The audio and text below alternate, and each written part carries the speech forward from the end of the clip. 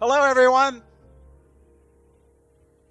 I'd like to welcome you to TEA Masters. My name is David Price. I'm a TEA Western Division Board Director. I've been on the planning committee helping to coordinate this event.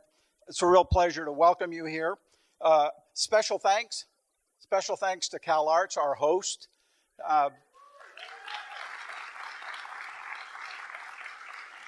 And really, what an incredible setting, the Modular Theater.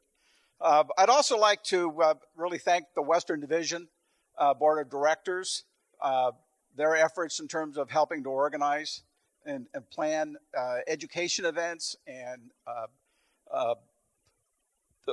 special events like this.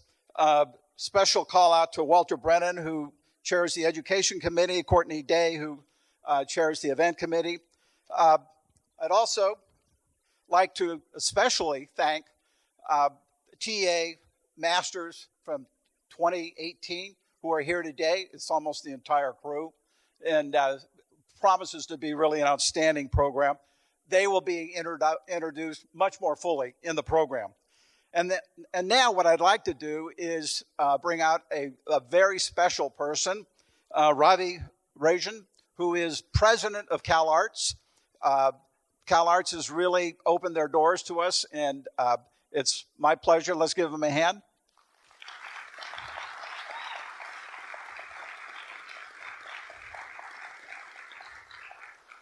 And here you are. Thank you. Thank you, David. David and I just met, and I learned that David is the son of Buzz Price. How many of you know who Buzz Price is in the audience? Yeah. So Buzz Price was one of our founders here at CalArts. And in fact, I'm just now starting my third year here. And 2 years ago, I came and I needed to learn a lot about CalArts. And one of the first almost testaments that I had to read were the writings of Buzz Price. The way Buzz expressed what we now sort of refer to as the community of artists that are CalArts is so elegant and so correct and is so still present in what we do today. So it's an honor, actually, to meet you. As I said, I'm in my third year, just starting my third year. And when I first started, there was a wonderful thing that happened. Right, like a month into it, there was this conference here. There was a SATE conference that was, a huge, huge undertaking, something that CalArts hadn't done in such a long time. And it turns out, not long after this conference, we did an inauguration with something else that the CalArts hadn't done in a long time of a new president. So there was a lot of activity. But the very first official thing I did as president was to come out and welcome people to this SATE conference. And it was really, really fantastic. And all of this is possible because of our Dean of Theater, Travis Preston, who I'm going to announce here in a second. Travis has been, and I knew Travis's reputation from before. Travis is, of course, a professional director and had taught and directed at SUNY Purchase, which is where I was before I came to CalArts. And so, and we both have a sort of Yale background from before, and it was really wonderful to come, and I was like, oh, it's finally get to meet and work with Travis. But to be at that event, which was so well attended, and it was a lot of things over multiple days, was really a great introduction into all that was CalArts in its front edge and what was possible. So what the TEA does and what you represent is so integral to, I think, the directions that CalArts is going to go moving forward, specifically related to our experience design program, and Travis can tell you a little bit of that in a moment. That program is one of the new things that we're exploring that really is at the heart of something that Buzz talked about, this place where the creative collisions, where if we think about the métiers that we have and the specificity that often happens in the arts, this was a place to invent new versions of those and let those things come together and let the artists work together and make that happen. And so this whole thing, the thing that the TEA represents, is exactly right in that space. So it's very exciting to see all of this come. So thank you to all of you who have come tonight. Thank you to the many CalArtians that are out there. I met some of you out in the lobby. And without further ado, I introduce Travis Preston.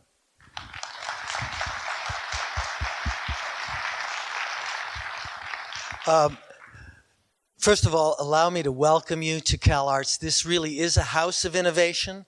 I am thrilled to see so many friends here. I was excited when David reached out to us to host this event. because it gave us an opportunity to bring the TEA back. I've been just excited to see some of our alumni, the entire BRC clan coming back, Rick Rothschild, Roger Holtzberg, so many friends that we have in the house. I do want you to know that we believe that experience design, broadly understood, offers an incredible pathway for our entire culture. There's no question that significant issues across the environment, certainly across entertainment, as we well know, but social and political issues are converging in the experience design world. And I must say that one of the things that has been gratifying and kind of a premonition, in fact, that Ravi came in. We had this conference, he introduced this, and then enabled us in the School of Theater to be able to create an experience design program and to build it effectively. And that does take the enfranchisement of senior leadership. And so I'm very grateful to him for that. Without further ado, I do want you to know, those of you who are looking for exciting, imaginative young professionals, to return to CalArts for our portfolio days, but also to be in direct contact with me about what internship possibilities might exist and what other forms of relationship.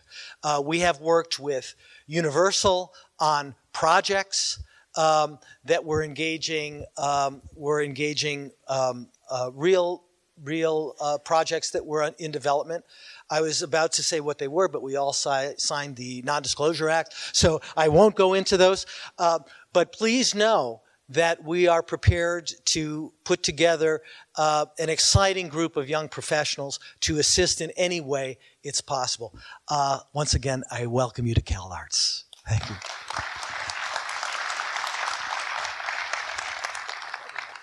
Thank you. Good evening, everybody. Thank you so much for that. And it was nice to hear you laughing and enjoying it. So let's yuck it up as we go along.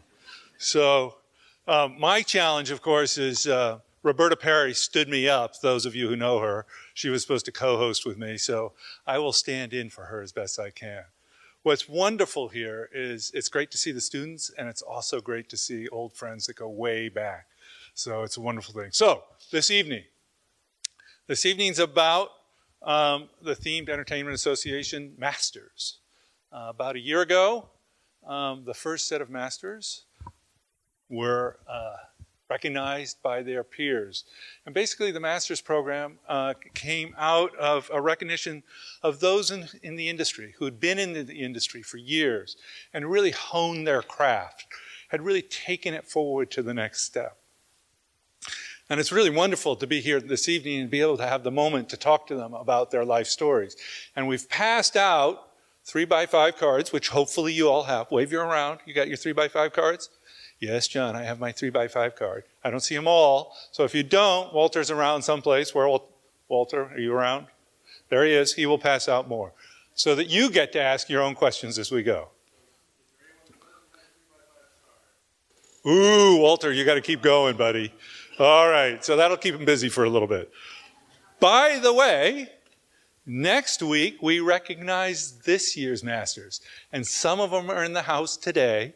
Philip, please stand up. Adam, I saw you were here someplace else. Who else? A round of applause. Come on. All right, Lisa, stand up. Come on. Did I miss anybody else? So next week we do this all again. They get to get their little pin too and recognize it as you go along. So that's really great. Okay. So to ground you a little bit about the TEA, I'm going to do a little history. A little short history and talk about what happened over the 4 decades since EPCOT. And that sets the stage so you know where these people fit in. Because just to ask questions in the abstract, it's a bit challenging. So we thought it would be best to set the stage by giving you an understanding of our industry. So with that, people think of theme parks and they think of Walt. There's no question about that. But when these first two parks were built, they were built by studio executives that came out of the film industry and went and built these as one-offs. 1955, 1972, big difference, big gaps in that period of time.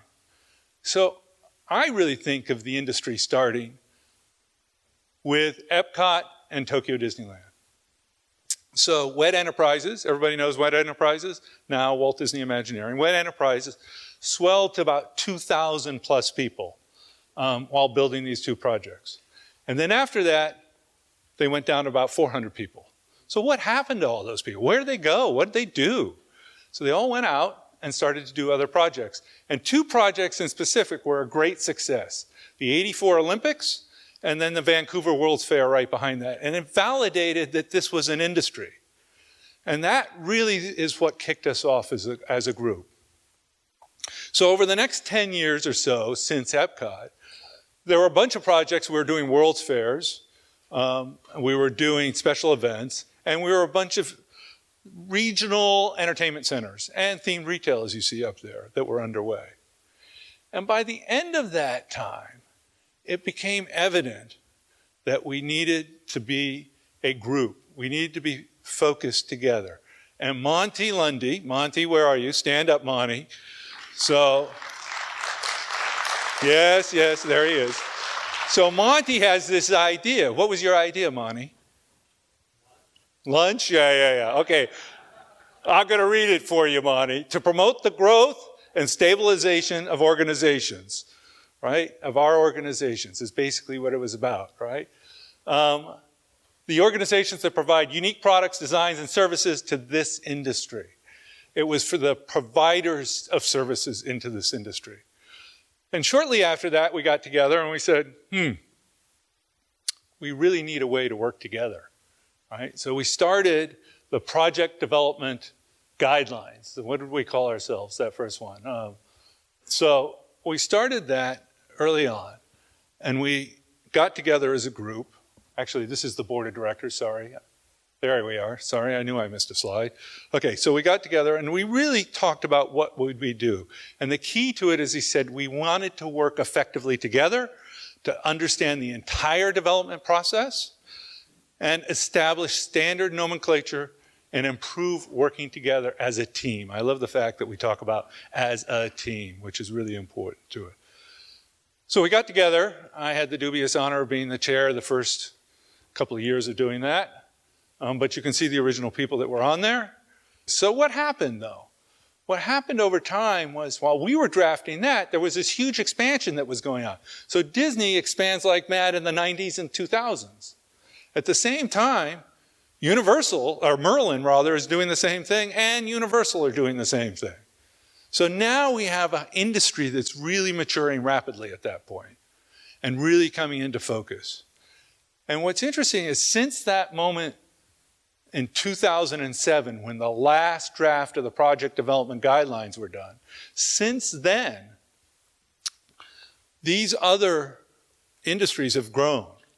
And this is the staggering number that was produced in this last year, 2018. Read that. The top 10 theme park operators had the equivalent of 7% of the world's population attending. It is a business. It is a very viable business. 500 million visits for the first time in history. Think about that when you think about this industry.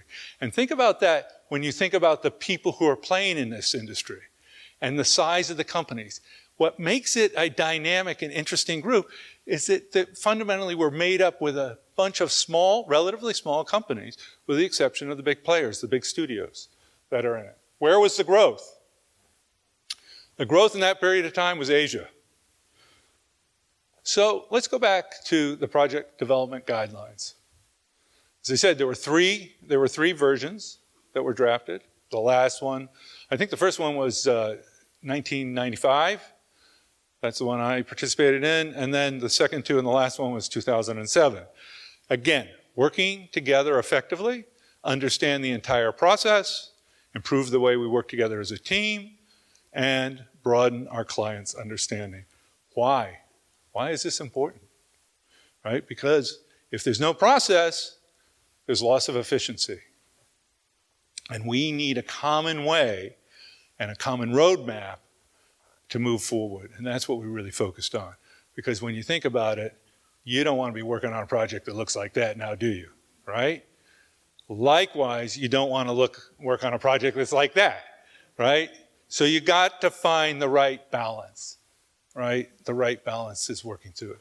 So what was interesting is I started thinking about this a year ago when I was giving a talk to another group.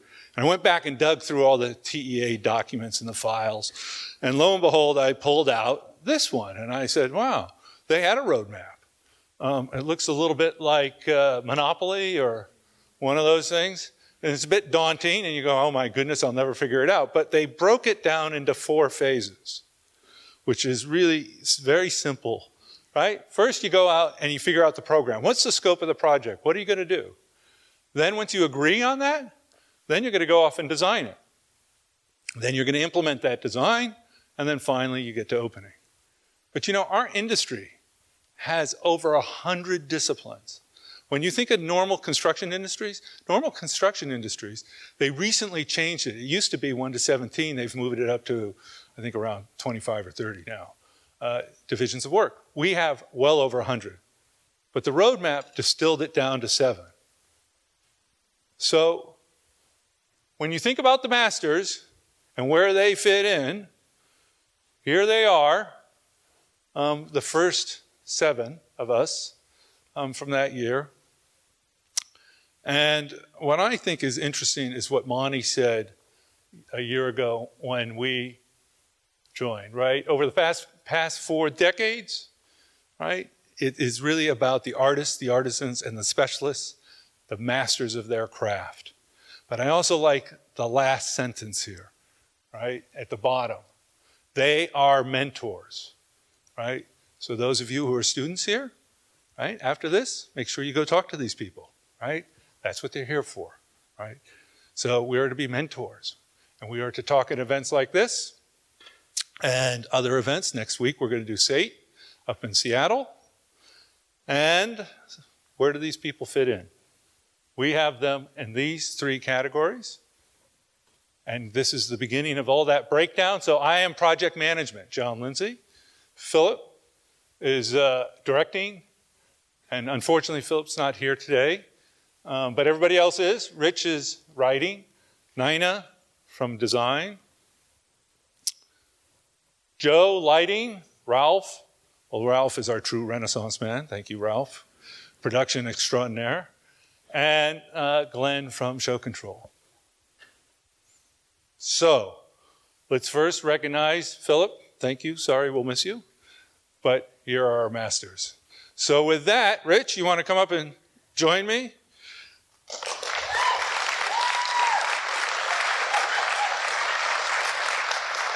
What happened?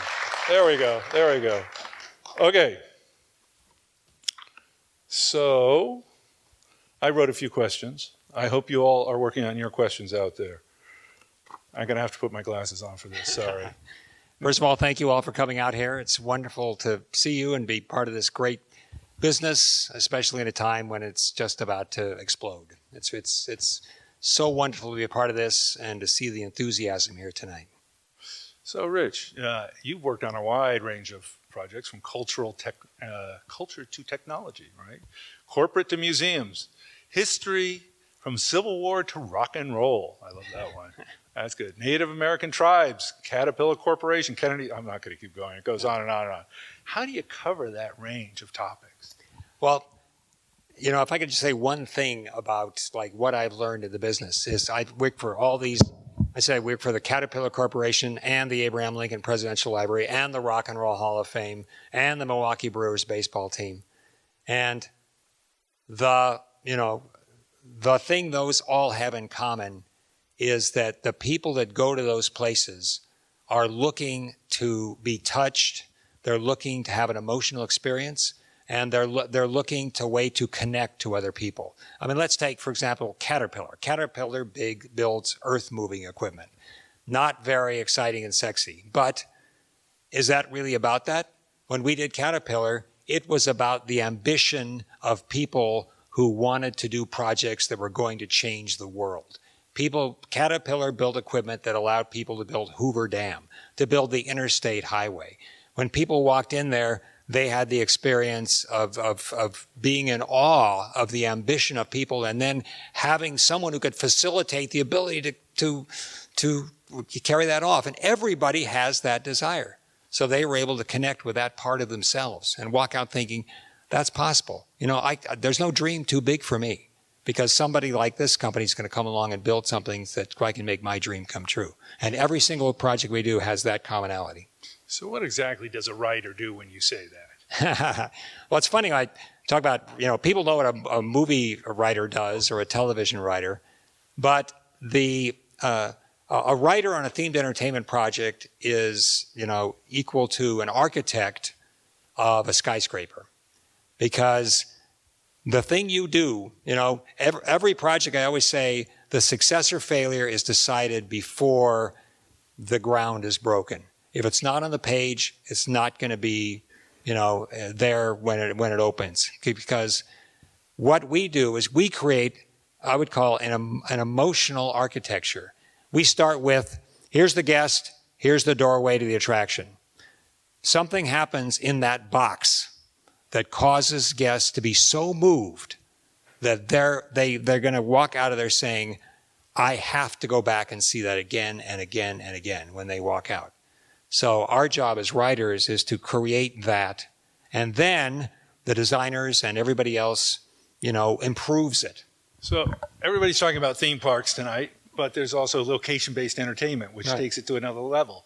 So what's the difference? What is location and location-based entertainment? Well, the wonderful thing about our business, the great thing, if I can talk to people who want to go into this business, one of the most exciting things about it is when you make a movie, you necessarily have to say this is going to play in a box all over the country.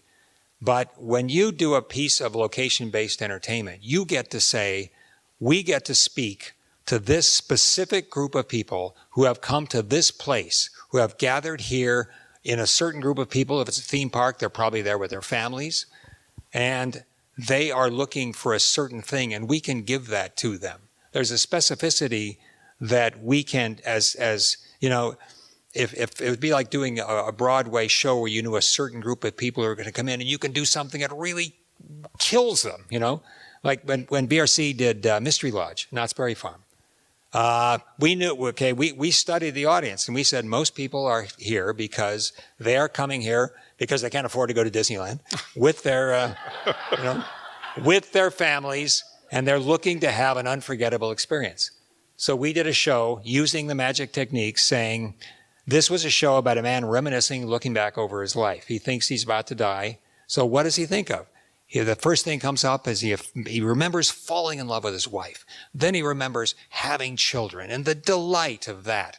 And he says, you know something, my life was really worth it just to have done that. And guess what? That show is supposed to run for 3 years. It's now in its 25th year. Oh, bravo. Well done. Because it affirms the values of the audience. They walk out there weeping and they're saying, you know, I so did the right thing coming here with my family today. That's the magic of location-based. So nice. So what advice do you have after being in this business for how long? Let's see. I started in 1988 at Walt Disney Imagineering.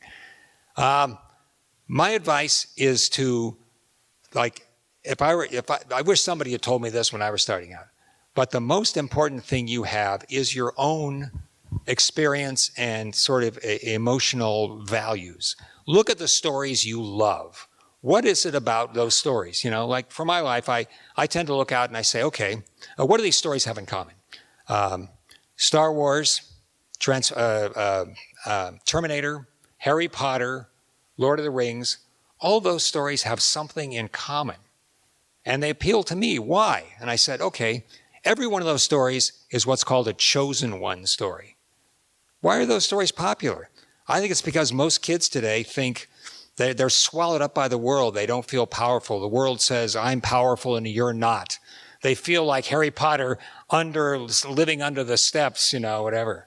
And then they get to go and they discover they're the chosen one. They get to go on these unbelievable adventures. The audience goes with them. It's so empowering for kids. Okay, that's a story worth telling, It's like, what stories appeal to you? And you find out why. Go deep into those stories and really discover what's the story architecture underneath that, because you can use those tools. That's a toolkit that you can use to move other people. So we're going to build on that theme and go to Nina. So Nina is an illustrator and an art director. So we go from the story,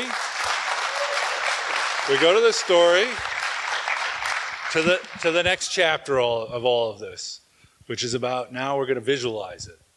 So Nina, you're an artist. Yes. Who visualizes stories Yes. that he creates, right?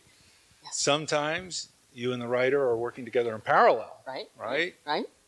Creating the seed of an idea. That seed of an idea often is from a blank canvas. There's somebody we know very near to both of us who spoke about a blank canvas. And I brought his quote here. It was Marty Sklar. I hope a lot of you know who he is. He ran WDI for, 25 years, 30 years, maybe. He was there 50-something, right? That's exactly. So he always talked about this blank sheet, and here's his quote.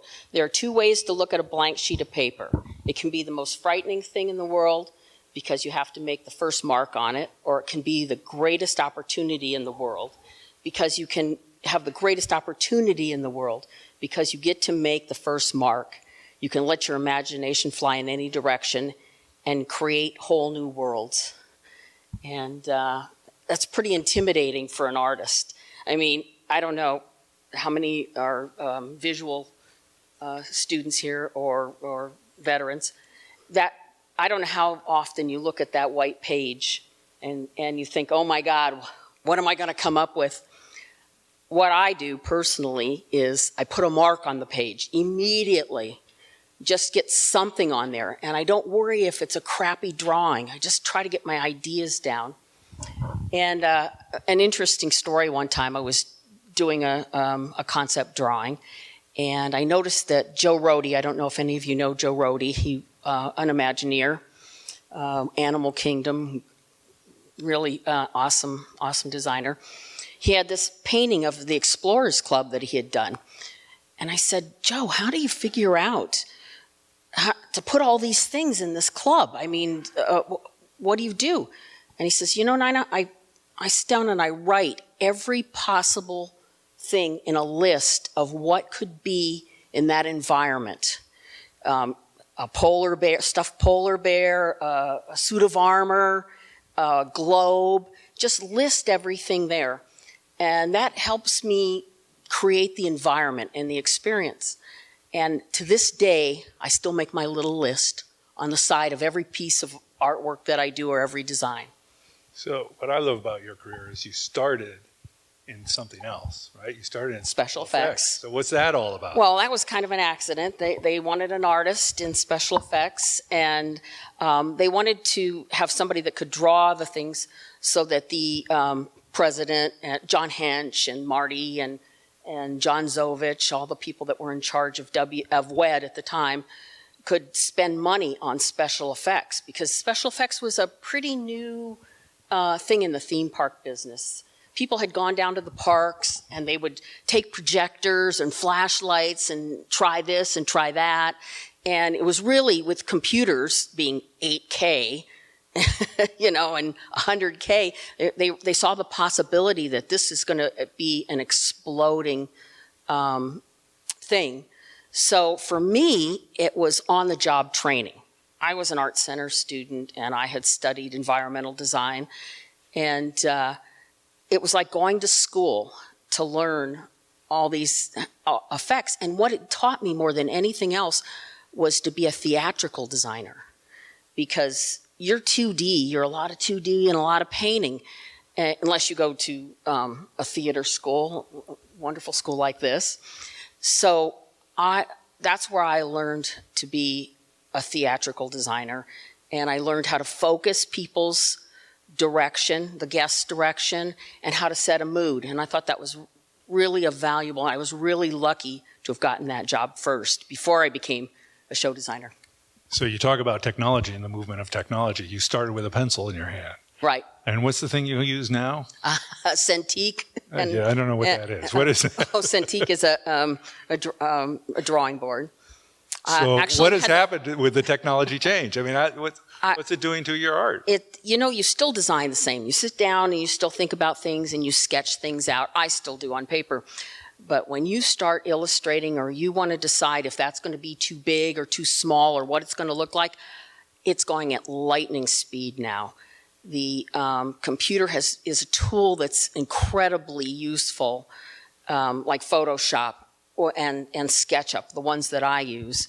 It's amazing how fast you can put out designs, where you used to have to go out in the parking lot at WDI, with a ruler or with a yardstick and go, oh my gosh, how high is that? Now you just build it in 3D in an afternoon, right. and you sit there and you look at it. Oh, it looks, you can tell, what it's going to look like. So take your special effects forward to today, right? Okay. So how is technology affecting our business? Well, some people are saying, oh, there's too much technology. They're relying too much on this screen and that image and the videos and, well, not videos, anyway. But I felt that Walt used the technology of the time. He was a trailblazer. He was using technology that nobody had ever done before. And they also used turn-of-the-century Carney tricks and magic acts. And forced perspective. Pepper's Ghost. Right. And so, what's your last comment to this group about advice? What advice would you give this group about careers and moving forward with it? Well, I think that to be a really good designer and to be, what was the last? I had a quote that I was going to do. I just want to make sure I get this right. It's not about people knowing the backstory when you're designing a ride or an attraction or a restaurant. You use that as a designer to set up what you're going to draw and have some parameters. But what is really important is, does the guest have an experience? Do they feel a mood? Did they have a good time? I worked on Pooh in Tokyo, Disneyland, and when you ride it, it's all in Japanese. If you don't speak Japanese, you don't know what they're saying. You don't need to know what they're saying. You go through that ride and you know what's happening. You don't have to understand the language. It's a good ride. It's got great scenes, and so that's the most important thing that I learned in my career. Thank you so much. So, Ralph. Okay, so we're going to go from now. We've written it. You got to move over one. Oh. You got to move over one. Get with the program. Move over. That's how this goes. All right, Ralph. So Ralph builds it, right? So Ralph and I go back to, well, we all go back a long ways. Ralph and I first met in EPCOT a few short years ago. We'll leave it at that. But what Ralph does, it's sort of, pontificate about you, Ralph, for a little bit. Ralph has a way of looking at the built environment and looking at materials and how the two go together that is really extraordinary. And, Ralph showed up this evening. He's living in Japan.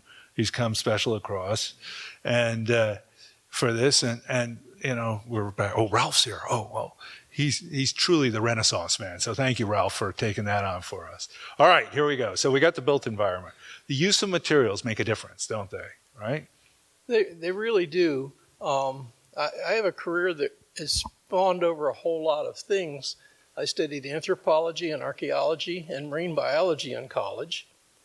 I became an underwater cameraman, but I fortunately started making television commercials. I worked on movies, I worked on theme parks. And what I learned from those industries was when you build something in a TV commercial, it goes in the garbage in 3 days. When you build something for a movie, it goes in the garbage in about 3 months. And when you build something for a theme park, you think it might last 10 years or 15 years, but it might be there 30 years. So all of a sudden, materials become really, really important. So I think that's the kind of thing you could think about for location-based entertainment and theme parks is using materials that are appropriate for what it is you're trying to do. So how have those materials changed since? They've changed a early lot, 80s? but there's a lot of things that really have not. I worked in the staff shop a lot, which is where they make molds and casts of things. If you look at old Greek buildings, you see the columns and the capitals and all. Those are all not stone. Most of them are cast in concrete or plaster. The molds that they made then are made with the same techniques as we do now. We use different materials, mostly because the materials are reusable, but some of the things aren't. Some of the things are faster than they were. But if you think part of what we do has been happening for 2,000 years, it's the manpower and figuring out how to do it and what's the quickest way to do something that's appropriate for what you need to do, like how long will it last or whatever. So what was the greatest influence or influencer in your career and on your career? Oh, two things. My grandmother, I wasn't even in school. She taught me how to play chess and play cards and knit and sew and do all kinds of crafts and weaving. My grandmother told me at 4 years old, she says, I was arguing about sewing, and she said, well, there's this sheriff out there in Texas. He's the best embroiderer in the world, and he also knits, right?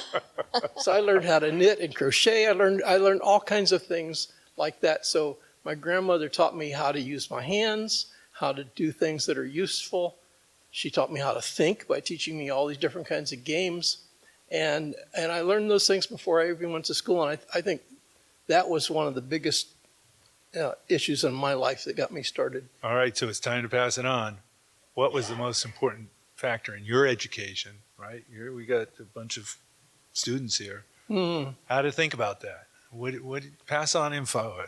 Your insights and thoughts on that. Yeah, that's really tough because, like I said, with my education, I studied things different than what I'm using now, but the core issue of what you're studying when you go into school are still things that you can use on the job. I think the thing you need to focus on right now at your time in school is we create memories. That's what we do. The person that we're trying to affect, we're trying to make them have a memory that they don't forget for the rest of their lives. We do it with teams because it takes a team to do a good job. But everything that you're doing, you have to have some skills. You have to look at things and sometimes look out of the box and figure, how do I do this? And while I'm doing this, why am I doing it? I'm doing it because I want this person to walk in the door and go home and remember what I did the rest of their lives. And I think you can never forget that. That's really important. Bravo, thank you. All right, Joe. Move on down. Move on down. You get how this works now, right? You can move on down. Big chair. Yeah, Joe, can you get up in there? I don't know, Joe. All right. So, Joe and I go back equally. EPCOT is where we started Spaceship Earth. But, all right, so, Joe, you're sitting in a theater again. Pretty cool, huh? Beautiful theater. Yeah, it is. You started your life as a teacher. Yes, right? I did. In theater, right? And then on into EPCOT where we met. Yeah. So talk a little bit about how that affects your thinking when you get into lighting. And by the way, where are we in the story, right? We've gone from the written word to the illustration to building it, and now we're going to light it. So this theater is a pretty amazing place. Hold that microphone. You don't do you hear audio, do you? No, I don't. No. Yeah. How do I look in the light? I remember this theater seeing an article about this theater in the Theater Crafts magazine. Do you remember that magazine? I do remember that magazine. I go back. I did get a Master of Fine Arts in Theater, and this is truly home here in the theater. What is the difference with a building without light and a building with light? And then carry that into storytelling. How do you connect all those dots together? Well, the lighting reveals the story, and it adds another layer to the story. Now, you said that lighting is the show. Yes. What do you mean by that? Well, in a meeting on EPCOT, we were working on the land pavilion. And in the meeting, this one landscape designer said this outrageous statement. He says, "The trees are the show."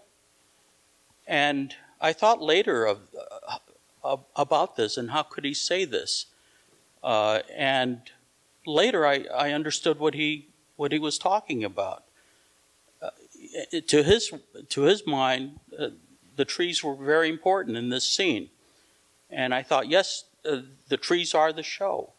Audio is the show. Lighting is the show. Special effects is the show. And if everyone thinks of their particular craft as being that important, it's all the crafts that come together to make the show. So lighting design encompasses both creativity and technology. It does that. And it's changed over time, hasn't it? yes. So how has it changed? Creativity and technology are equal to what we create. I'm not sure creativity has changed, the technology has changed. You start with creativity. It's almost like the chicken and the egg thing, you know. What comes first? And I think it's really a chicken and perhaps two eggs, where you start with the ethereal, which is the egg, and you develop this. You develop the story. What is the lighting to accomplish in this story? And the chicken becomes the working part, and it accomplishes all those practical things. You know, what is the budget? How will the lighting work in this show? And you add you work this out in the design and in all the meetings that you have, and eventually you take it to the field, and then the egg comes back, and you've spent so much time putting the lighting into the facility, into the architecture, and at the end you're actually back to the ethereal, where you're aiming the lights, you're coloring the lights, you're programming the lights, and it all is inclusive and becomes one. So how did you start your career in this industry? Well, I started in 10th grade in high school. I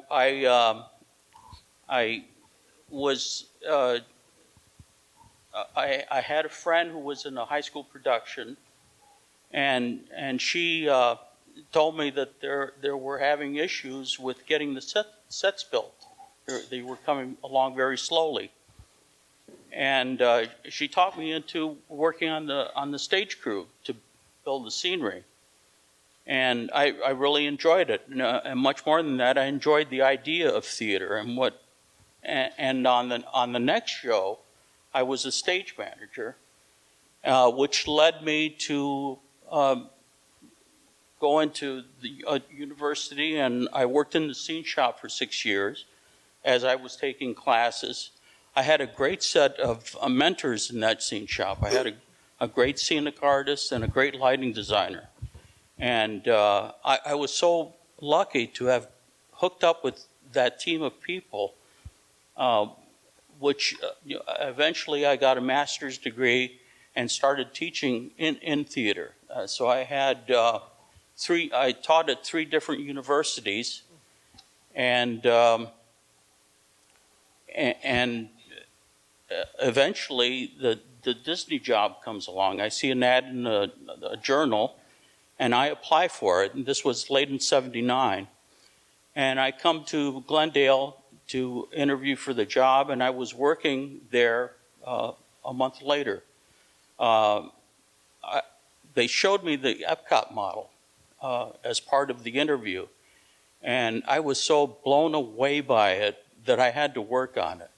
And 38 years later, I was still working on Disney projects. I stuck with them for 38 years. You did indeed. I remember that. I remember every penny, every moment of it. So, Joe, thank you so much. I want you to know Joe never gets stymied with any questions. So I am honored that I was able to stymie you. Thank you for honoring me with that. So well done to you.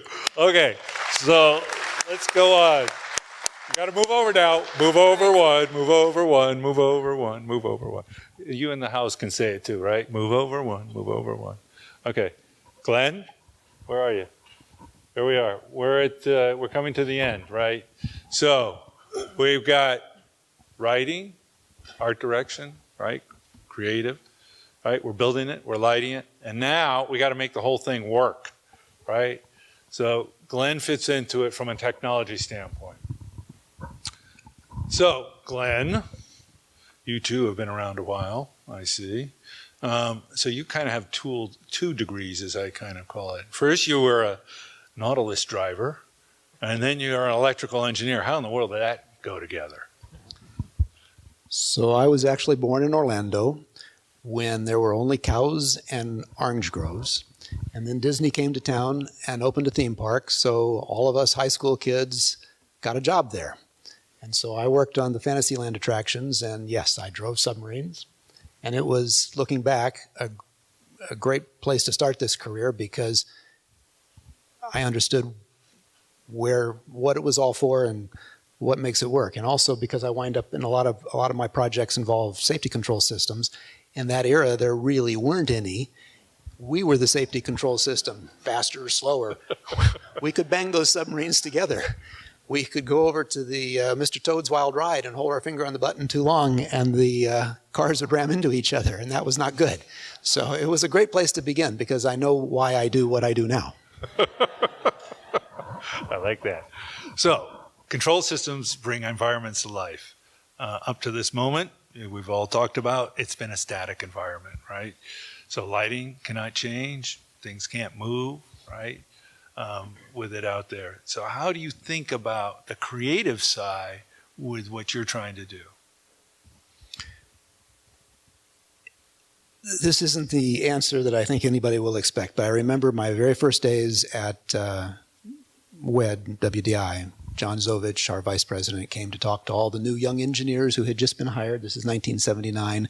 And his message to us was to remember that we are the engineers, not the creative people. Our job is to make it work all day long, every day, all year long for 10 years, reliably, repeatedly, and maintainably.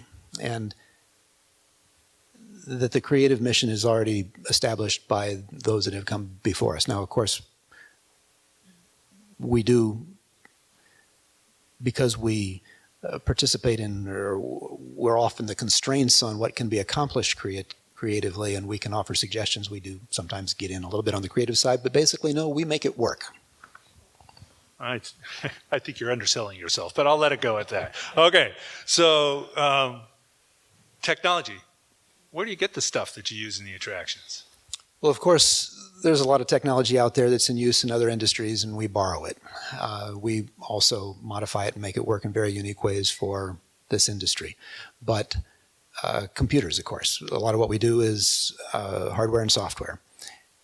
But we tend to use more industrial-type computers, not the types that you find in the office environment, although there's a place for those. We use programmable logic controllers that are borrowed from the process control industry, say chemical plants and the like.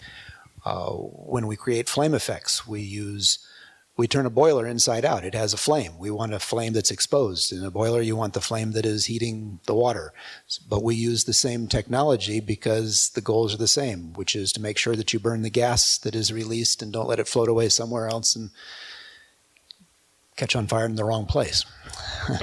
We borrow from the blasting industry for pyrotechnics, although we have to modify their technology because in their case, if they're peeling rock off the side of the mountain, the goal is to make sure that all the rock comes off the side of the mountain. If we're using that same pyrotechnic control equipment in a theatrical environment, we want to make sure that it doesn't go off when it isn't supposed to because there's people standing right there. So we have to make allowances for that. And that's a lot of what we do is looking at everything from a safety perspective. So we borrow from those industries, and we're borrowing sensing technologies, motor control, hydraulic control, pneumatics, all borrowed from other industries. But then, and here's one, heads-up displays now, assisted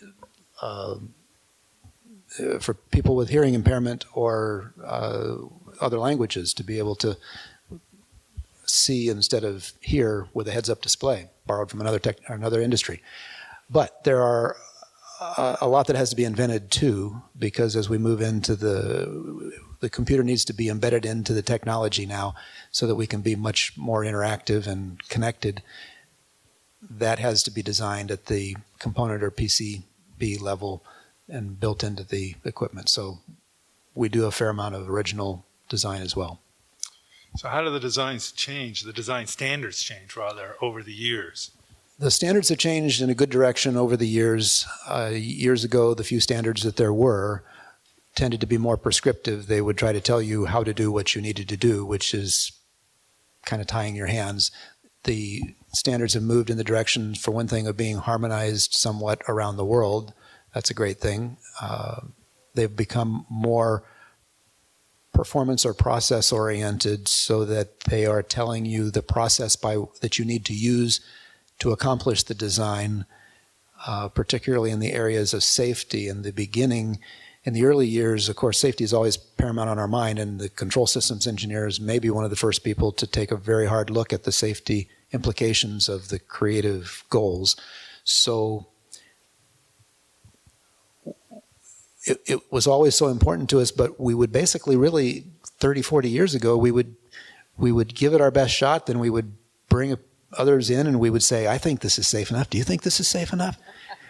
We always carried this burden of, have we done our job well enough? Well, as time has gone on, now there are very well understood, universally accepted, standardized processes for breaking a system down, defining all of the things that could potentially be unsafe and making sure that they have all been handled and documenting it so that you can show that you did it. And so you're able to walk away feeling that you, not only have you done your job and you did your best, but you can show that you did your best or that you did everything that needed to be done. So has your business changed as a result of that?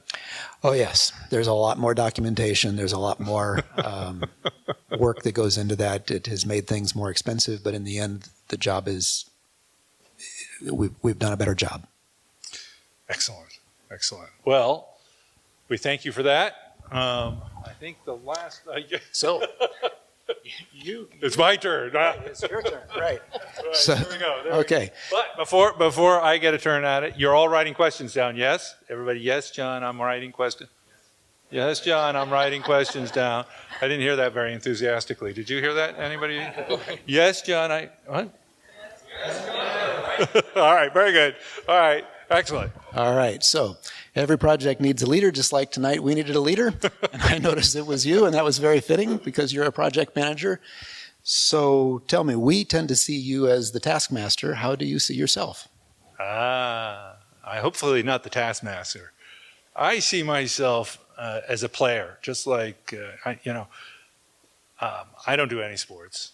But now our younger daughter is actually working for the San Francisco 49ers, right? So now I watch football. So I understand they're like captains out on the on the team, right? But they play, right? And I see myself as a player like anybody else, right? And my role is really to be out there with the team, leading the team by looking forward, right? I have to be out in front, and I have to keep everybody coordinated on what they do. Once a coordinator, always a coordinator, right? It's about alignment, it's about coordination as we move through that process. So when I interview young engineers, sometimes they say to me, I really don't want to be an engineer. I want to be a project manager. And I'd say, let's do some engineering first. Okay, so did you always want to be a project manager? No, I thought what I wanted to do was be a technical director for Broadway shows. So my undergraduate degree is from Boston University. I have a Bachelor of Fine Arts and a minor in lighting, Joe, if you can believe it, but I haven't a clue as to what any of those fixtures are, but I know what a Lico is. A Lico and a Fresnel is about as far as I go. So I thought that's what I wanted to do. And then I realized I really didn't want to go to New York. So I came out here. And that was 1980. And lo and behold, of course, when I get here to work in the movies, everybody goes on strike. I needed a job. And like Joe, I answered an ad in the newspaper, and I started as a carpenter building scenery for Spaceship Earth, and that's where Joe and I met. So you started out with a Bachelor of Fine Arts. How has your education influenced what you've done? Well, later in life, I got an MBA. So I have the creative side and I have the business side as I look at it. And basically, taking the notion of project management forward, our job is to optimize the delivery of a project, right? Is to make sure that we are all going together as a team in the same direction, right? Our job is to take the roadblocks away. Our job is to make sure that the person on the right and the left are moving at the same speed that you are, right? And so, but you have to do that by combining your brain on the business side with always understand what the creative intent is. You have to shepherd the creative intent as you go. It's our job to be the guardians of that and protect that. So what do you mean by optimize? So optimization is basically about getting a team, and I believe in this little statement. One day the kids showed up from swim team very early on. Our kids were swimmers. And the coach had given them a shirt, and on the back it said team. And horizontally it said, together everyone achieves more. That's what I believe in, right? So if you believe in that, and you really believe in it all the way through to your heart, what you do is you get everybody to see the same thing you see, right? But more importantly, it's not what you see, it's what the creative vision is, right? It's about aligning around that creative vision and delivering it. And to optimize something, it means really, does everybody understand why we're doing this? And if you understand why we're doing it, what are we doing? Well, you got what we're doing? Okay, so how are we going to do that? Right? So you all understand how we're going to do it now? Okay, great. So you agree on that? So what's the protocol for all of us working together? Right? And if you get that going and get that understood by everybody, and you put that down as your baseline plan, and you keep everybody moving down the same direction, you can change that plan, but you can't change it without your buddy next to you changing it with you, right? As you go through that process. That's about optimizing a team, because you want to have cadence. And a team, you can feel it. You can feel a group when they come in every morning and they know what they're going to do that day, right? There are no surprises. There are no changes. They're enthusiastic. They know where they're going to go. They're going to go down, just what we said we were going to do. And that's how you optimize a team. So what advice or counsel would you have for those who are coming into the profession today? So when I went back to Disney the third time, I am a migrant laborer, I lovingly call myself. I went back to the third time as project manager for Shanghai Disneyland. And as there was Marty Sklar, there was Orlando Ferrante, right? And Orlando was the implementation executive that was the same, in the same generation as Marty. And when I came back, I was still there, and Orlando and I would go have lunch together about once a quarter, and I'd bring, the problem du jour today. So, Orlando, listen, I'm struggling with this, this, and this. What do you think about it?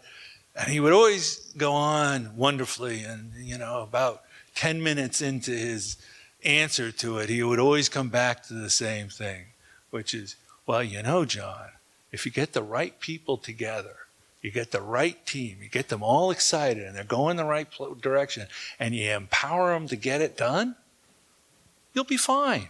Don't worry about it.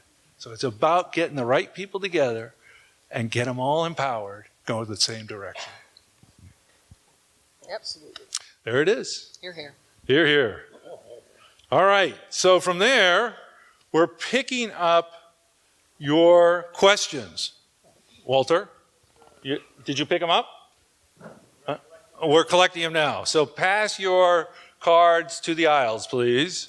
And then Walter's going to sort them out. And if we get through them all, brilliant. While you're collecting, have you guys got questions to ask each other? Well, I have a question for you. For me? Yes, project how manager. exciting. Yes? When do you know when you should back the creative person, the lead creative person, or rein in? If you back them, then you might bust your budget. And if you want to be a responsible project manager, you want to rein them in. How do you make those decisions? I would say back to you as a creative person. I would say, now we've talked about the why, haven't we? And we've talked about the what. And the what includes how much money you got and how much time you got. So you're a really smart person. I bet you can figure out how to do it for the budget, can't you? So I'd just give it right back to you. Okay. Any other questions? I've got a question for Ralph. I admire Ralph so much and what you've been able to do for the productions that I've worked on. How did you start in the theme parks business? What was the leap that brought you into the themed entertainment business? Oh, that's a good one. I was an underwater cameraman. A friend of mine invited me to lunch. I just got back from the Bahamas after being out there a year. And I'm in Miami, and the fellow says, "Can you come to Orlando and have lunch with me?" And I said, "Sure." I haven't seen him since high school, and we went to kindergarten together, this guy. I drove up to Orlando. I go out in the middle of this field, absolutely in the middle of nowhere. There's a trailer by itself, like an office trailer. And I walk in, my friend's there, a couple of other people are there. And it's about 10 o'clock in the morning, 11. We say hello, shake hands, all that stuff. And my friend says, "Yeah, let's go to lunch." And he had told me to bring him a portfolio of a bunch of my photographs from my underwater work. And I thought, this is great. We haven't seen each other for a long time. It's going to be wonderful to share my photographs with him. We go to lunch. We're sitting in a little restaurant like a Denny's. And I'm embarrassed. I'm kind of hiding my photographs and figuring these other guys will leave pretty soon. And then I can sit there and reminisce with my friend. And lunch is done. And my friend says, "Well, where's your photographs?" And I brought them out, stuck them on the table. And these other guys are looking over the table at them. And one of them looks at me, this is Saturday, and says, "Can you start Monday morning?" And it's like, what? And that was Disney World. When I went out there, they hadn't even smoothed the dirt out yet. It was just a trailer sitting in the middle of the grass and trees. I love it. All right, other questions? Oh, come on.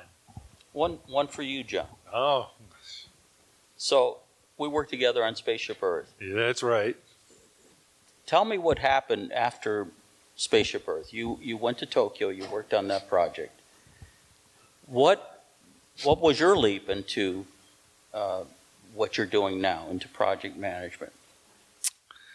Well, I think our careers progress with a combination of what I'd like to think a little talent, but also opportunity, right, as it comes along.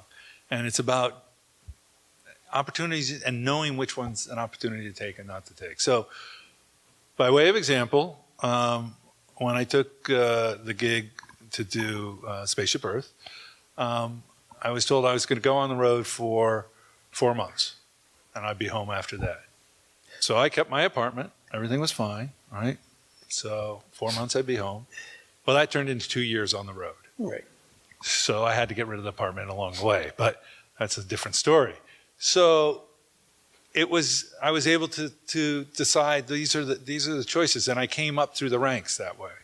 And I think being open and flexible with an eye towards the direction you want to go and what you find interesting takes you on that path, right? And I've been fortunate. I have had a lot of different jobs along the way. And another example of that was when we were doing Hong Kong in the late 90s. I had gone back to Disney for my second time, and I was going to work on location-based entertainment, right, to the question that we were talking about, Rich. And that business for Disney went like this. And about what, 2 years? It went from boom to bust. And they said, well, you know, we're thinking about doing this other project over in Hong Kong. And I know it was just in Asia. Why don't you go help them out a little bit? Well, that became Hong Kong Disneyland. And that was 8 years of my life.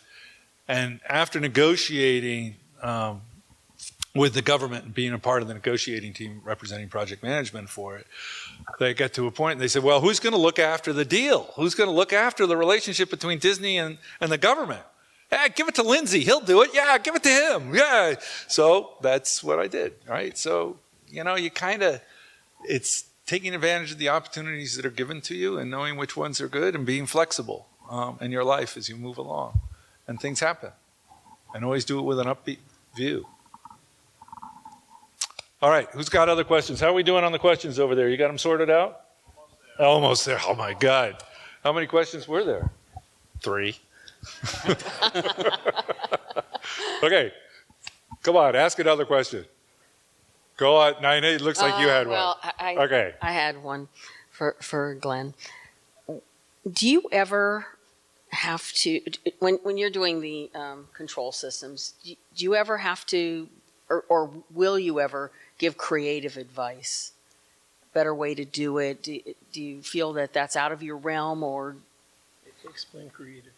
Well, if they're just doing something, you just think that is just the wrong way to handle that. Do you tell them ever? I mean, because safety's got to be your right. We're often in the position of having to deliver bad news that we can't see any way to make that safe, or that it's going to cost more than anybody thought it was going to take. But we're also sometimes in the position of being able to say, there's this new technology, this way to link things together that didn't exist before, or this sensing technology that will allow us to recognize that at a greater distance, or whatever it is. Networking, I mean, technology, everybody knows. You look at your cell phone, you know how far technology has come, and it's our job to be aware of what's out there and find new ways to make it available. So yes, we get to both be, you know, it all comes back in some ways to money and time, the resources, the limitations, right? So sometimes we get to deliver good news and sometimes we have to deliver bad news, yes. So Rich, you're awfully quiet down there, which is unusual for you. I'm just basking in the yeah, right. the Bask away, masterliness bask of away. the masters here. So you started what? Like comedy or something? What is that all about, right? How does that pertain to what you do today? My career is beyond the imagination of myself. You know, I started out as a part of a 2-man comedy morning radio team. I was a member of the Groundlings comedy troupe. I was there the night that Pee Wee Herman was invented by Paul Rubens. So I did all this comedy stuff. And then I wrote comedy radio commercials. Here's how crazy and wacky this business is. I was, you know, I was a creative director of this company, and I was a true Disney kid, but I never had any idea of getting into the business. And I was at a cocktail party when a group of people were trying to get into the movie business, including me, and a woman tapped me on the shoulder, and she said, "You know, I've never seen you, but I recognize your voice. Why would that be?" I said, "Well, I was part of the comedy radio team of Procter & Ward in Santa Barbara." And she said, "Oh, yeah, you're Rich Proctor. You know, my name is Mel Malmberg, and my husband is Joe Rohde, and he's working on this project in Florida called Pleasure Island, and they're looking for somebody who can do comedy to handle a comedy of this thing called the Adventurers Club. Would you be interested in doing that?" I said, "Nah." You know, I said, "Yeah." I just had a cardiac arrest, and I said, "I think I could probably have lunch with him to see what's going on there." And, you know, it's like my life turned on a dime. And so I took the job at Imagineering and never looked back. So the lesson learned is go to cocktail parties? Here's the lesson to be learned. What I learned in improv, there's a great rule in improv. The one golden rule of improv that cannot ever be broken is no matter what happens in the scene, you have to say yes to it. Somebody comes on and says, I'm a plumber. You can't say, no, you're not. You're actually a college professor. You just have to say yes. Everything about this business is, no matter what happens, just say yes. Okay, good. Excellent. That happened. Now, what do we do with that? Let's own that and see what, every weird thing has happened to me, but if you say yes and you have the right team, they're going to, okay, yeah, okay, good, let's go. All right, I like it. Okay, if you don't give me those cards, I'm going to pass the microphone out there. So, what do you got?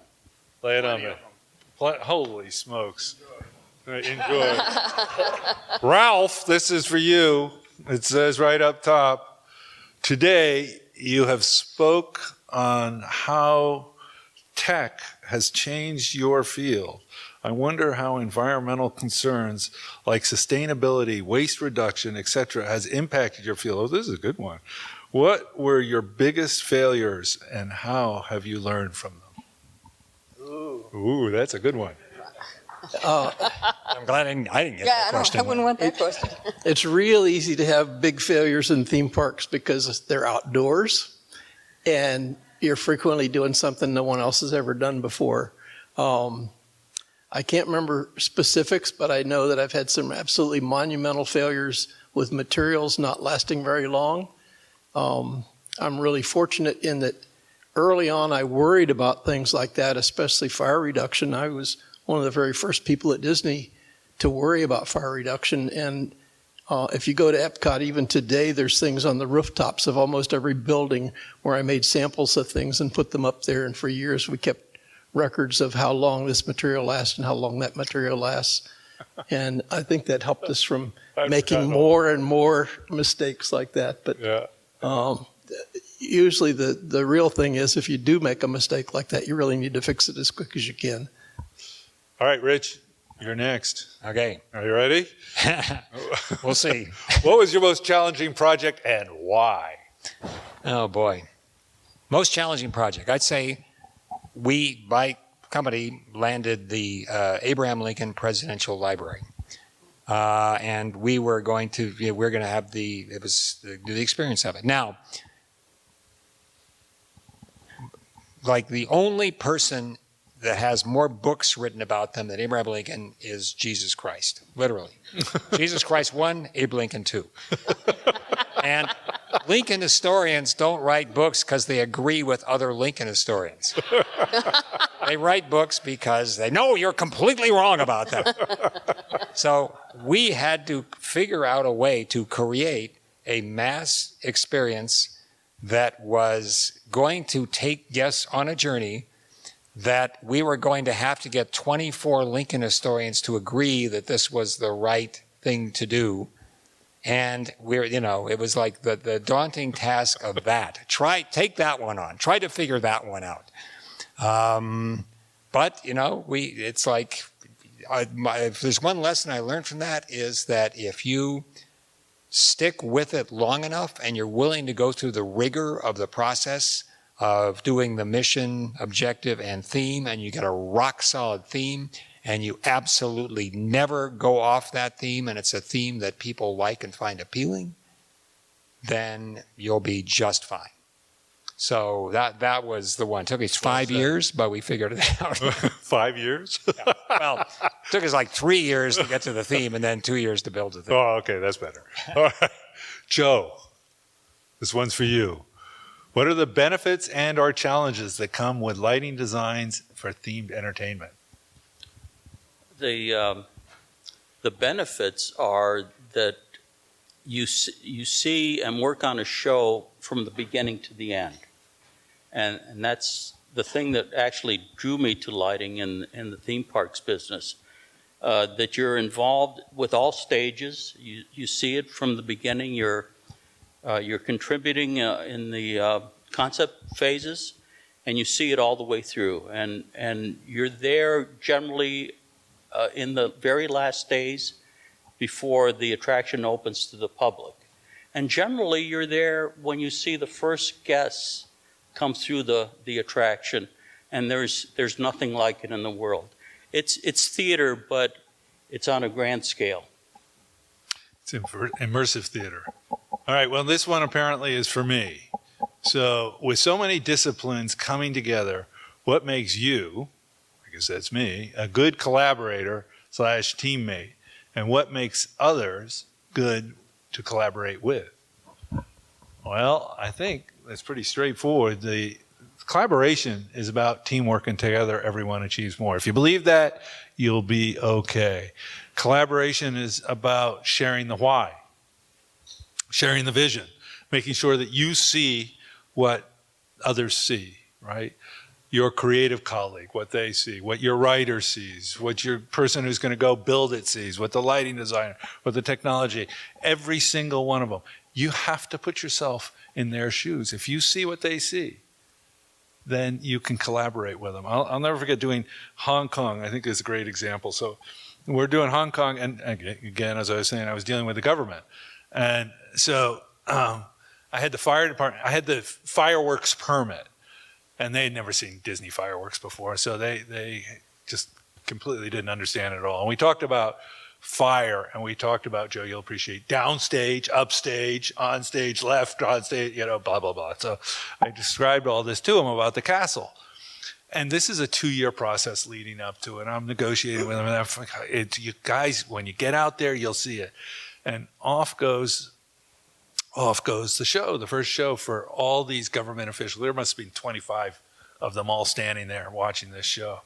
And the lead guy comes over to me and he says, I get it. I see what you've been telling me all along. I get it, right? It's about being able to share that vision. And if you can share the vision, you can get people to collaborate. And they just embrace it. That's the secret to that, I think. Nina? Yes. Yes. Okay. Do you design and illustrate space environment, or do you illustrate characters? I do everything. If you pay me, I'll draw anything. The best answer of the night.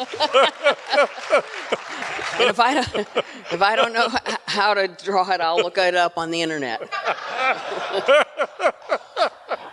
Perfect answer. All right. Okay, well, this person has their second one. Ralph, let's see if you do as well. The same person. Okay, what does your everyday job look like? Well, you're retired now, so I don't know about that, right? But I'm retired now, but to be honest, from my perspective, I watch people work. But I work in the fields, usually in the mud and the rain. One of my last jobs was at Dollywood over in Tennessee, and it was snowing. The ice was about 4 inches deep on the ground. We're in a building 130 feet tall. The roof is not built yet. And we're trying to talk about things like, yeah, I want to see this light kind of over here, and make sure you put this stack of dynamite over there, and talking to people one-on-one, you and the other people, you're all miserable, but you're still trying to get your job done. And most of the time, that's pretty typical. It's either raining or muddy or snowing, but you still do the work. And you do the work because when it's done, to see somebody walk off the ride and talk to somebody else and say, wow, that was really great, and they've experienced that experience you're trying to get them to see, that makes those days worthwhile. So I'm going to go on to Glenn. I'm sort of shuffling up the cards here. Sorry about that. I hope you'll forgive me, Walter. There we go. Glenn. Let's see how familiar you are with current technology. So I'm sure, it starts with so, I just want you to know that. So I'm sure you're familiar with the new Millennium Falcon ride. Sorry, I've signed confidentiality statements. And actually, a lot of times when we work on a project, there's so much confidentiality, we don't even know what we're working on. I think he's just covering it up. He doesn't want to answer the question. Here it is. Ready? Do you think the industry is prepared for more interactive rides? If not, how can we do better? Ooh, that's a two-parter. Just stay with the first one. Gosh, interactivity is the name of the business right now, and I think it will be for a long time. And I think that there's lots of ways to produce more of that. And so the answer is yes. Yes. In a short word. That's what we do. All right.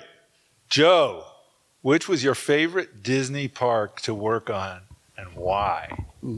I think my favorite park is the last attraction that I worked on. I have many children. I love EPCOT. Oh, that's right. I know you have many I children. love Disneyland Paris. I love Tokyo Disney Seas. I worked on all of those. It's really your last project that you remember, and you remember your first project, which was Spaceship Earth. True. All right, so Ralph, it's along the same lines. Which project are you most proud of and why? The one I'm the most proud of doesn't exist anymore. It was the 20,000 Leagues in Florida. Oh, right. That That's was right. my- You rehabbed it how many times? Right, that was my first job with Disney. And like I say, at 23 years of age, that was a wonderful job to have. But then I went on to do rehabs for the submarine rides in California and Florida. I did 9 rehabs. And the submarine ride in Florida actually took 4,000 gallons of paint just to paint it once. I had 125 gallons of paint left over, and none of them was a complete bucket. They were all half full of different colors. So I was really proud of that job. I always came out under budget on stuff too.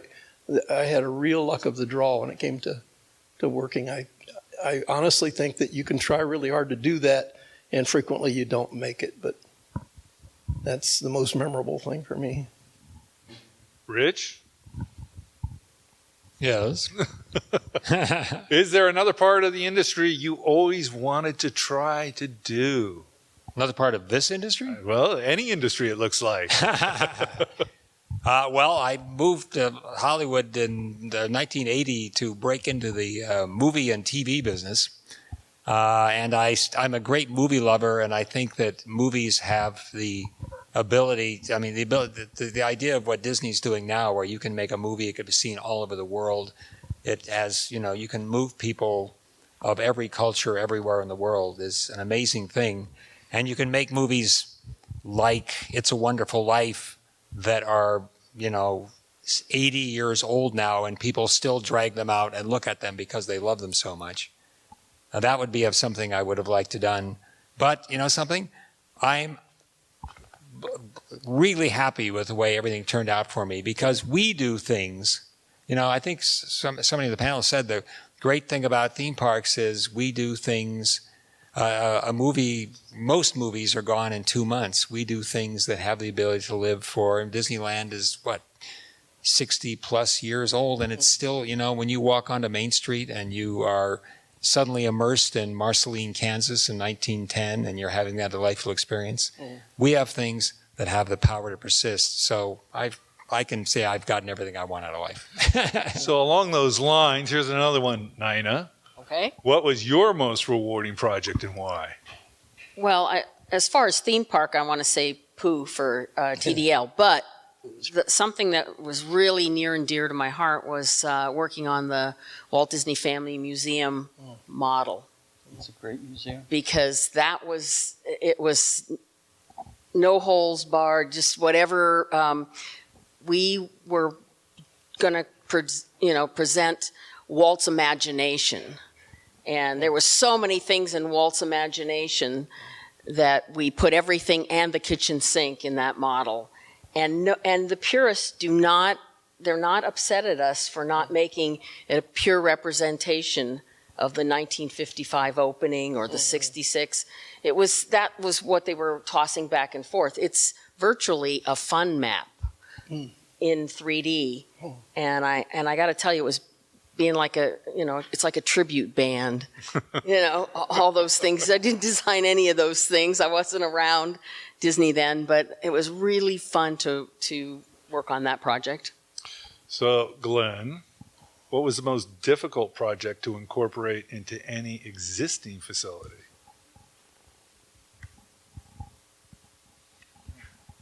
An existing facility. Yeah. Because usually they're not. That's true, they're not.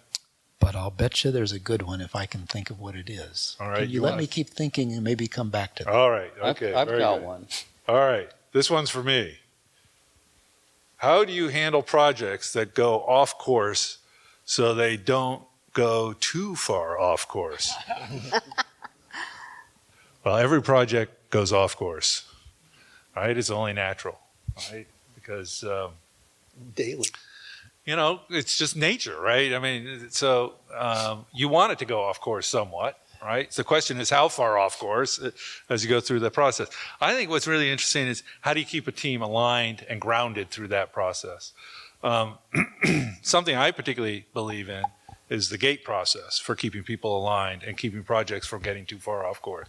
And the GATE process is basically saying at a given moment in time on a project's development cycle, you bring the entire team together and say, okay, are we on course? Did everybody do what they were supposed to do? Is everybody proceeding in the same parallel path? Has somebody deviated? If they've deviated, that's completely okay. But you've got to keep everybody in lockstep as you go through it. And when projects go off course, it's when one person goes rogue. And it's because they're not a team player, right? And so you want that movement, but you want the movement with the whole team moving together. And that's how you keep a team going in the same direction. I believe very much in that living, breathing process of project development. But you have to keep everybody aligned as they move in the same direction. I'd like to build on that, just say one thing, which is you're right, it's all about the team.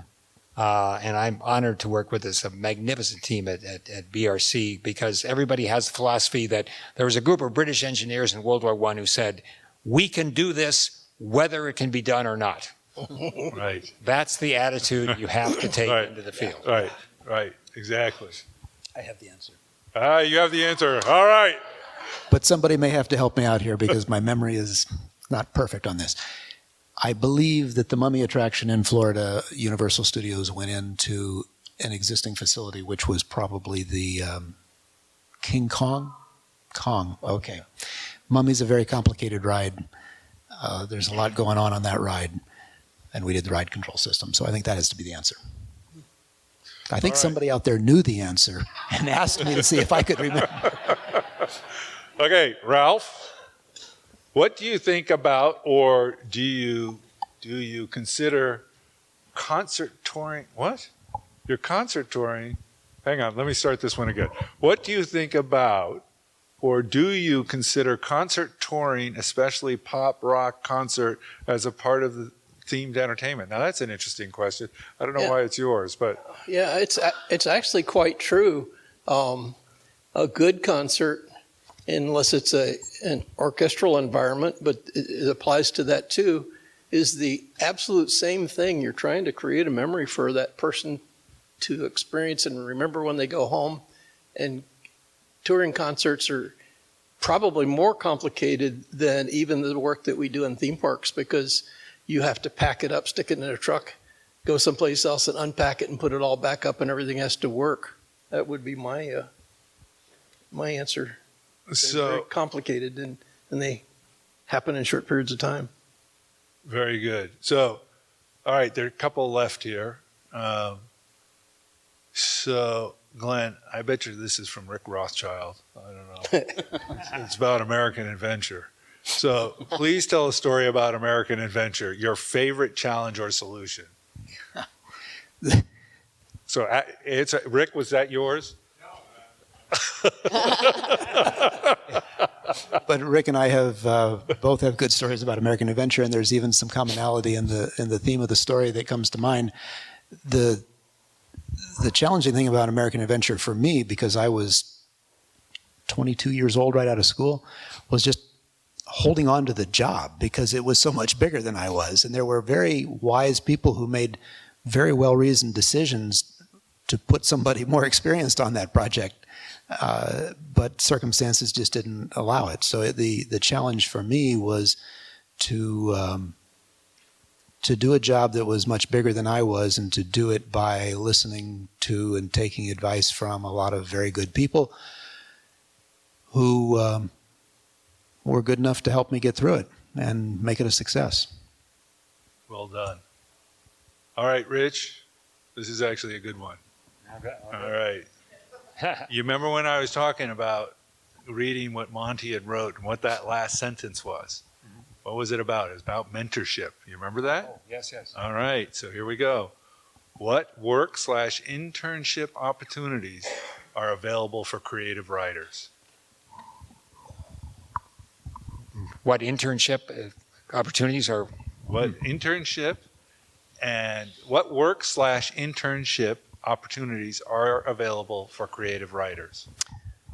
Well, one thing I definitely know is that if you understand story, if you can break down story, if you can walk into a room with people who are involved in a project and you can take the subject and you can break it down in a way that everybody gets in a blink, that guests are going to be able to be empowered and thrilled, and the story is going to touch the heart, you can work anywhere in the world.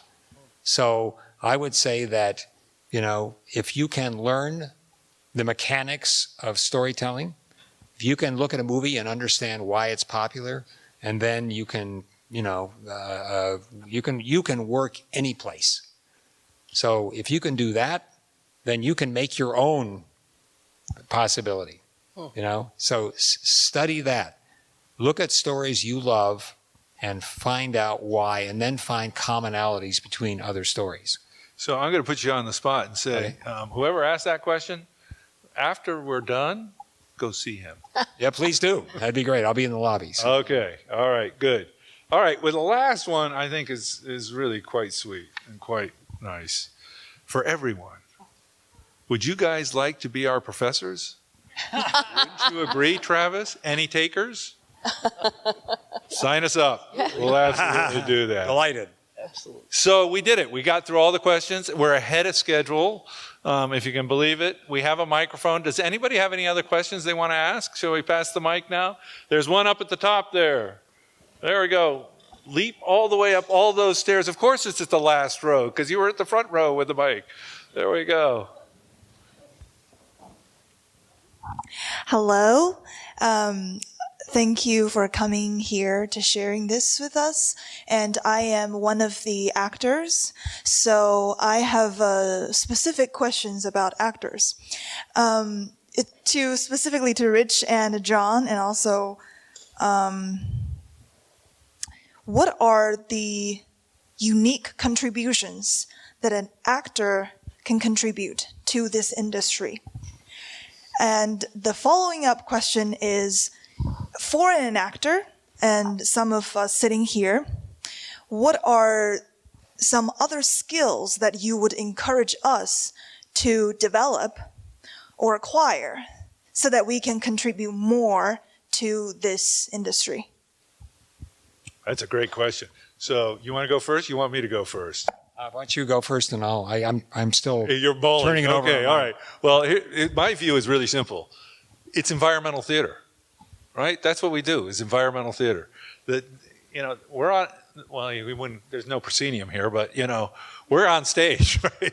If we were doing this together and doing, you guys bring the parks to life. And what we're finding more and more and more with the parks is that live entertainment not only activates it, but it also keeps it current. When we build attractions that are, these mega attractions with complex hardware and software and systems, you don't change that very often. But if you produce a big theatrical event, you can adjust it with the times. You can tune it. You can make it move with the audience and be culturally sensitive and all those things that you can't do when you build one of these mega fixed, format attractions.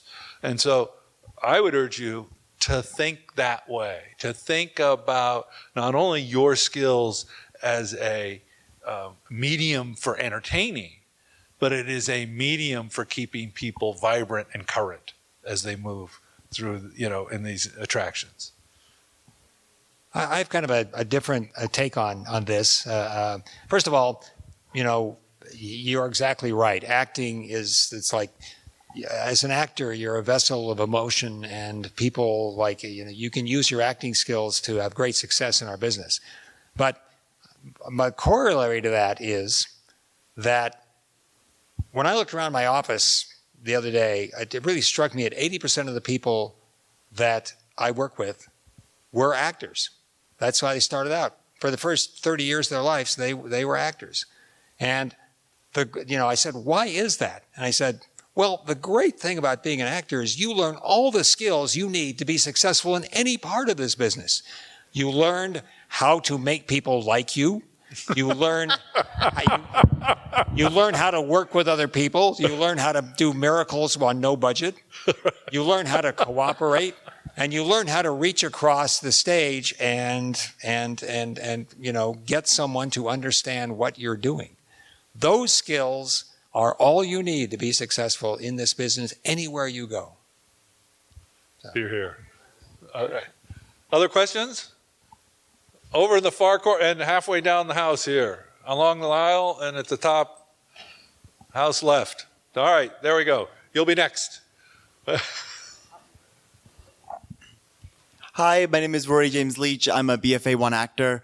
Sort of similar to that, I was wondering if there were any internship opportunities for actors and directors. Well, none of us are doing anything on stage right now. But there are. Okay. There definitely are. Have you looked at the Disney internship? I think the Disney internships are the best that they're out there. I mean, I think they're really terrific. Universal, I don't know as well, but I would urge you to look at both of those. And I really believe in those internships, having been around them, they're terrific. And I urge you to go and look for them there. Sorry, I don't know more about that. Does anybody know more than I do about that? I was going to add that Disney does call the people that work at the park cast members. They're part of a cast. Right. Very true. Okay, to the back, house left. All right, back row. There we go. One over here after that. Okay, we're going to really make you run. Okay, so you're going to get your exercise. Hello. Yeah. Looking back on your long, incredible careers,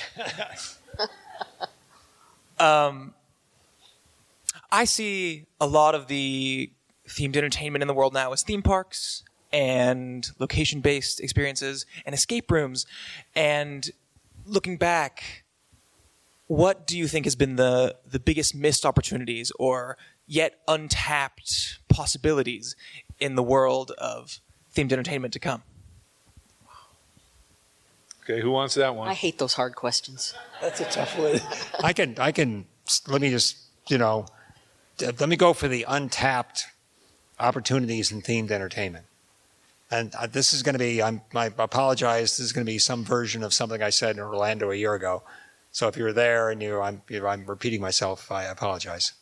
The great opportunity of themed entertainment is that there is this terrible division right now in our country between, right and left, blue and red. And the places we create and the places that you will create in your future and the place all these people have created are unique in their ability to bring everybody together to have common emotional experiences that make those barriers disappear. We truly create purple places. And the more purple places we create, not only theme parks, but parks and libraries and, civic centers where people can rub shoulders. It's very difficult to hate somebody you've just gone on a wonderful roller coaster ride with.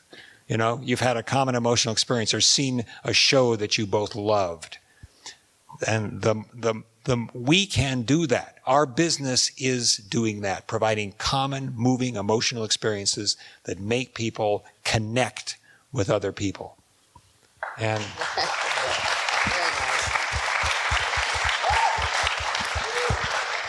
thank you. It's important we think about our job in exactly those terms, and it's a great opportunity. And I remember that fondly when you said it the first time. And I thought I was going, oh my, where is he going? And then he brought it together. You remember that? It was a wonderful moment. It was really great. Okay, over here, there's a question.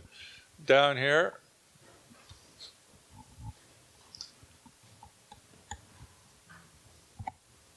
Hey, thank you guys. Probably a question for Glenn.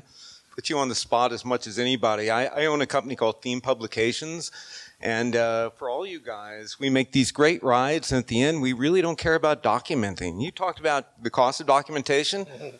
I don't see most of the companies in the industry spending their money on that, and nobody cares. And it seems like that's it's a big thing, because what happens is these attractions and places, they go on, and the guy that's maintaining the thing 5 years later is really hoping to have some tribal knowledge, because the backing isn't really documenting this stuff. And whether it's my company or somebody else, nobody's doing it, dude. So what do we do? Well, you're exactly right to ask the question. I think that we do better now than we ever have. I think that the call them the high-end customers, the customers that understand the life cycle of the attraction, that spend the money, that have the biggest challenges, they do allow us to do that, pay us to do that, keep us on, require it, and it gets done as it should. The customers with less experience and understanding of why that's so important may not fund it or allow it to happen. And there certainly have been projects where you work, and you're trying to meet a deadline, and then finally somebody says, okay, we're done, get out of here. And it didn't get done, and that's wrong. And other people pay the price. And then people like us get hired to come in later to either upgrade it or to fix the problems and can't find the documentation. And we've been paid to go in and do the documentation after the fact. So you're talking about a very real and important issue, and it needs all the focus that it can get. Disney does a great job at documentation. Yeah, by and large, I would say that our customers, the customers that we do most of our work for now, no surprise, Disney and Universal, expect it, require it. We want to give it to them. It gets done right most of the time. And you're absolutely right. If the documentation isn't there, the attraction doesn't get maintained, and over time it digresses. And with the documentation, there's at least a hope that it will be maintained. And if I could say one thing, only because there are people in the audience who are going to punch me in the nose if I don't say this. Our company, does extensive documentation, and we have a really rigorous warranty period. And the whole point is that we don't, and I'm sure a lot of companies do this. We don't walk away. The documentation is there. We're a phone call away. Things are always going to go wrong. And our goal is that when things go wrong, they go wrong for an hour as opposed to a week. So, there are companies out there who, including Disney and all the big people and our company, it's a religion. We do this absolutely, and it's vital to in the life of an attraction. The flip side of that is build all your parks in Japan. Oh, yeah. And they get maintained there. Yeah. They do. Yeah, They do. They do get maintained there. I was going to add, my first job in 1981 was to do as-builts. And for special effects, and went down to the park and sat there next to the pirate holding the coins with the fiber optics, and drew a little drawing of that and put it on an engineering sheet so that somebody would know what it was, how to fix it. I'd like to add to that too. I think the themed entertainment group is unique in that almost all the people that do things, even some small companies in the theme entertainment group, do pretty good documentation. I don't know everybody in the group, but I know a lot of them, and that's one of the things that we've all focused on. And the Theme Entertainment Association has the project development guidelines like we were talking about earlier, and that's one of the issues that's mentioned in that guidelines too. And just to wind that up, I'd really recommend, if you're not a member of the Theme Entertainment Association, you ought to join. It's a really good resource for you. You're here. Absolutely. Okay, another question? Ooh, we got one down here. And looks, oh, excellent. Down in the, down here, and then get ready with your running shoes because you're going to run all the way to the back row after that. Hi. I have a question about resilience. This industry has really long timelines. Sometimes projects never make it into production. Can you guys offer some advice and thoughts on resilience as moving through your careers? Who wants that one? Resilience is incredibly important, and you have to stick with it. You know, you have to find something you enjoy doing and then give it your all. If you stick with it, you'll make it. If you give everything you've got to it, you will make it. I think to that point, what do we love about what we do, right? What we love, there is no rush, better, stronger, whatever you want to call it, than opening day, right? That's what we live for. But not every day is opening day, right? It just doesn't work that way. And so life has its ups and downs. So you have to remember it's a journey, right? You know, but we in this industry experience something that people don't experience in their everyday life, right? There are people that are very comfortable just, you know, going through, working in a factory, doing the same thing every day, right? And there are those of us who really love that, the roller coaster of life, right? But with the roller coaster, you have to have resilience.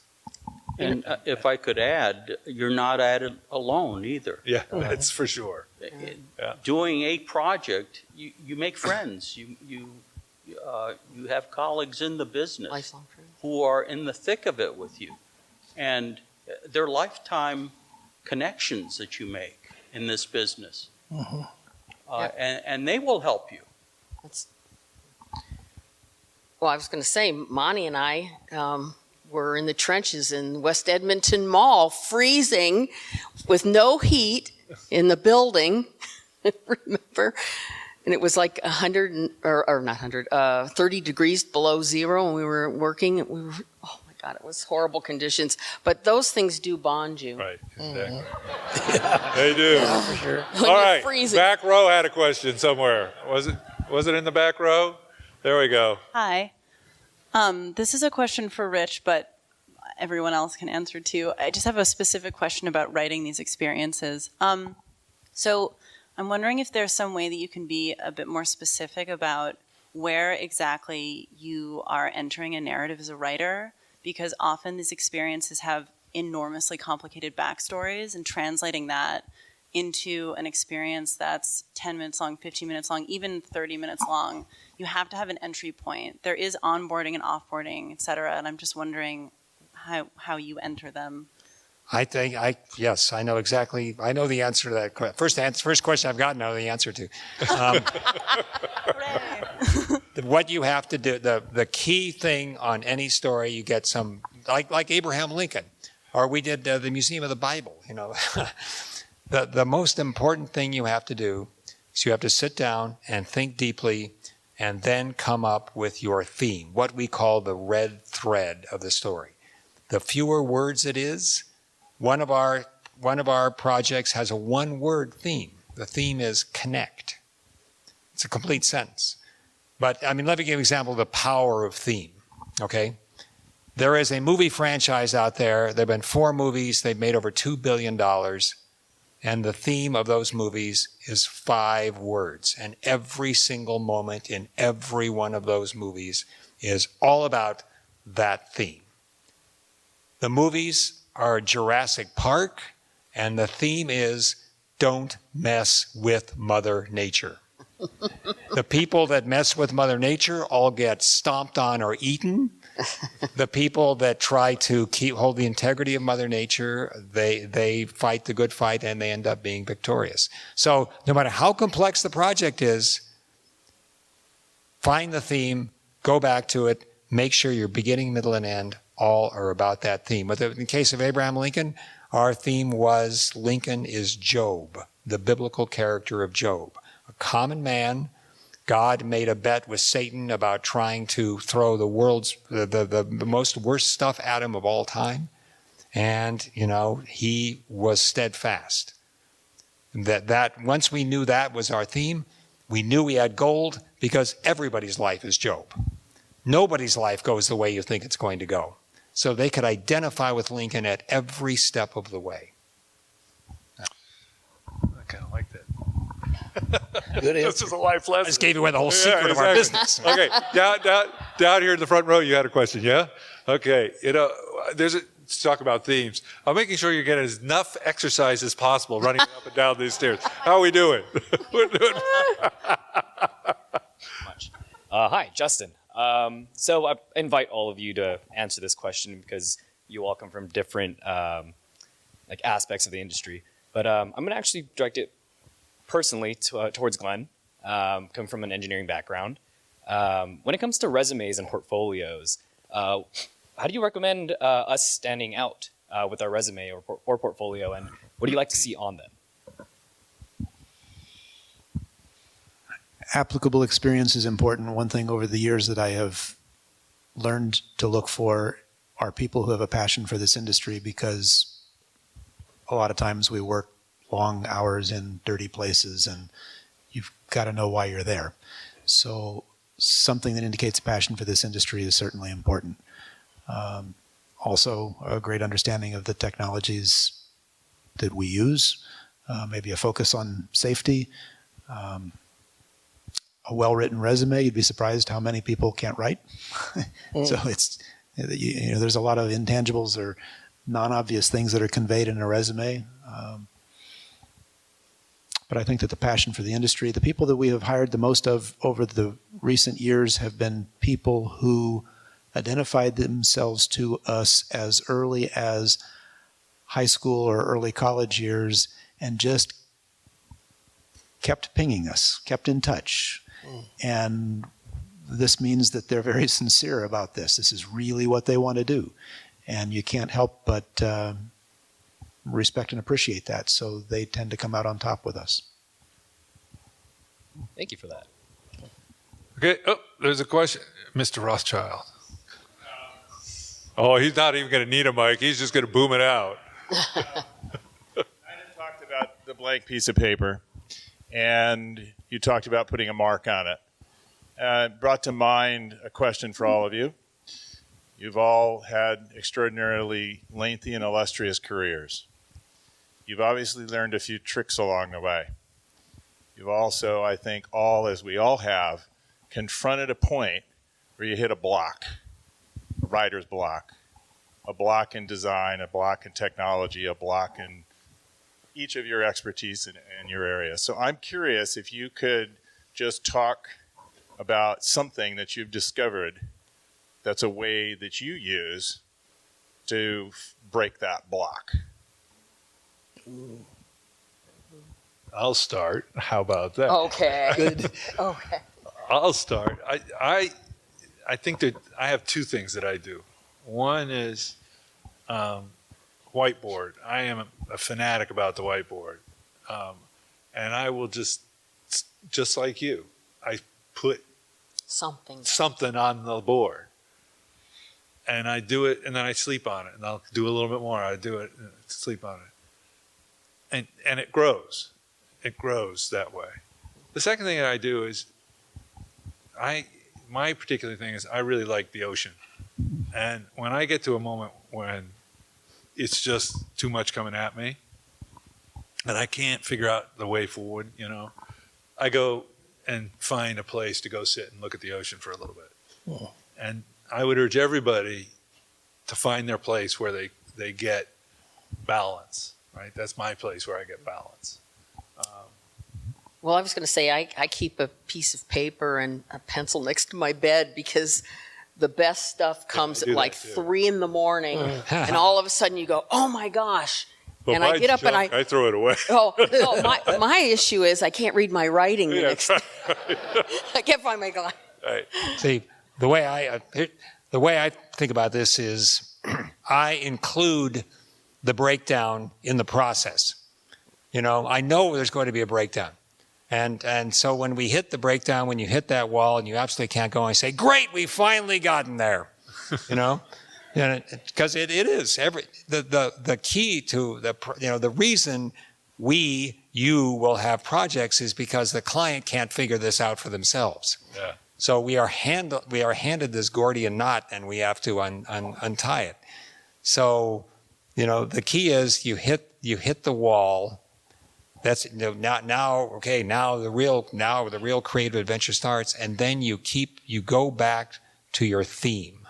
You think about what was that theme, how does that emotionally resonate in the heart of the guest, and that will lead you to where you need to go. The why. I call it the why. Yeah. Go back all the way to the beginning. Might mean you have to tear down the entire story, but go down to your initial creative impulse. Right. A very simple thing I know for me, my brain works faster and more creatively if I get moving. So I go for a walk, I go running, right. I do whatever it is that gets the blood circulating because the thoughts just come faster. And then you got to find a way to write them down because you got to remember them for later. But for me, it's get moving. Halfway up the house. Kind of a question for Glenn. When you talked about Spaceship Earth, I had a flashback of the biggest lesson in theme park design that I got when Mr. Rothschild mentored me when I first started at WDI. He said, I want you to go to Spaceship Earth and I want you to watch that show 4 times in a row from backstage. Start up high in the gallery so that you can learn about lighting. Drop down to the stage level so that you can watch the performances and learn about story. Go down to the sub-level so that you can see the engineering and how all of those hydraulics, pneumatics, and wagons fit. How can these students here get that perspective on what it takes to do? That education was worth 10 years of your learning, and I got it in a morning. How could this group of students get that kind of education on an attraction like that? That's a good question. I think, and you said Spaceship Earth. I think you mean American Adventure, right? American Adventure. You're absolutely right. And how do you go do that? You need to look for an opportunity to find that. I have an answer. Okay. YouTube. Oh, that's true. That's true. I watch all the YouTube making of and. Yeah, in fact, all of American amazing Adventure what people is on YouTube. I right. learn a lot. Work in the park. Work in the park. Yep. Well, Work in the park and watch people. Yeah. Yeah. Mm-hmm. You see how they're using the park. Everybody uses it differently. And on the subject of American Adventure, there was an earlier question that I kind of got off track on. What was the most complicated technical aspect of American Adventure? Probably making all of those lifts come up in sync level and synchronized with the motion picture in the background.